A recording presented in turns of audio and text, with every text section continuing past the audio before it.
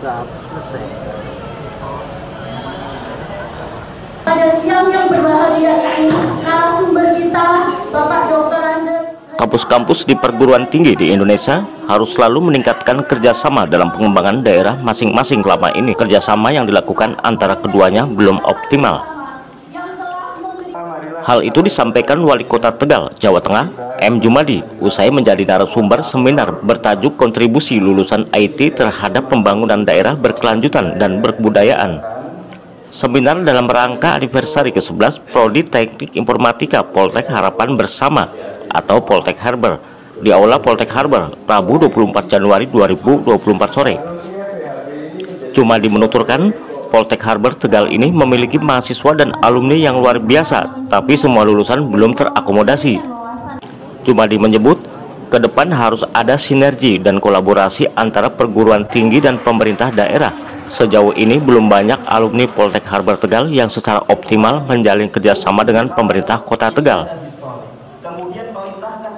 Menurut Jumadi, tidak hanya Poltek Harbor dari termasuk kampus di perguruan tinggi lainnya. Ini harus melirik potensi anak daerah untuk membangun daerahnya. Yang paling penting adalah bagaimana soft skill, hard skill, kemudian technological skill. 3 hal yang mereka harus memahami. Bagaimana dia punya skill yang yang 3 hal tadi itu biar cepat bisa dioptimalkan. Caranya bagaimana? Belajar culture, kemudian budaya, kemudian ID-nya sendiri, yang sama-sama kita sinergikan.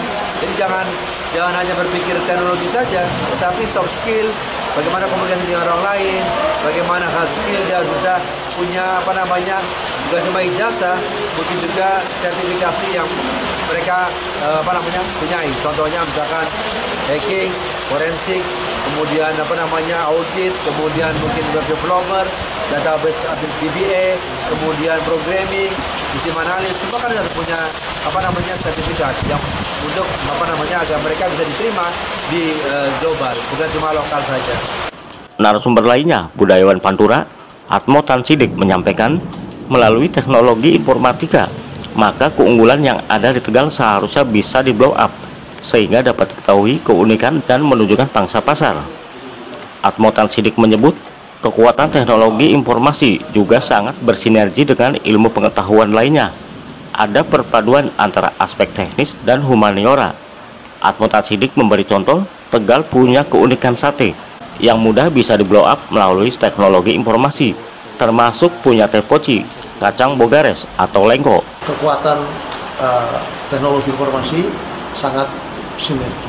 Nah, seminar tadi itu menyadarkan bahwa dalam konteks rumpun ilmu pengetahuan itu harus bersinergi antara pohon, dahan dan ranting disusun secara sistematis, bahwa ilmu itu ada ilmu agama, ilmu alam, humaniora dan ilmu sosial. Nah, tadi ada perpaduan antara aspek teknis dan humaniora, bahwa hidup ini bukan hanya logika saja, bukannya etika, tapi ada estetika, saling melengkapi, sehingga ada teknologi yang berwajah humanistik dan agamawi.